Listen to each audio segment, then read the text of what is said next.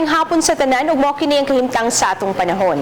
Aduna kita gi-monitor na usa ka low pressure area sulod sa Philippine Area of Responsibility ug ganihang buntag gi-estimate kini nga nahimutang sa 800 kilometers sa silangang bahin sa Legazpi City. Wala kini direktang epekto sa bisan asang bahin sa atong nasod ug wala taga-expect nga mahimo kining usa ka bagyo sa mosunod na 24 ka oras. O para sa kahimtang sa atong panahon sa probinsya sa Cebu ug uban dapit sa Visayas, padayon gihapon kitang makasinati og init na panahon, di na duna lang kitay mga panagsang pagpanag-om ug patak-patak na pagulan, pagpanugdog og kilat labi na sa hapon ug sa gabi.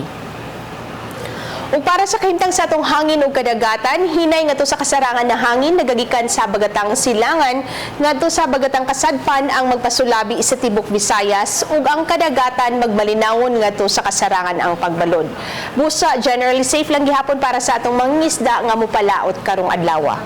Ug para ug mga adlaw, init lang gihapon ang atong masinati nga panahon sa Central Visayas din aduna kitay temperature range between 26 to 33 degrees Celsius sa Cebu City, 26 to 33 degrees Celsius sa Bohol, 25 to 32 degrees Celsius sa Dumaguete City, samtang 25 to 33 degrees Celsius sa Eastern Samar.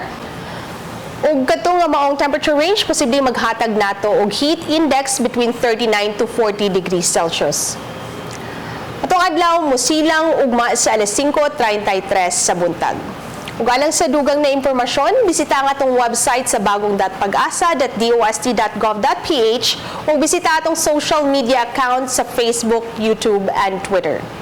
Dinhi na lang kutob, gikan dire sa Pag-asa Visayas DOST sa Mactan ug alang sa balitang bisdak, kini si Netherlands sa Letrero. Daghang salamat.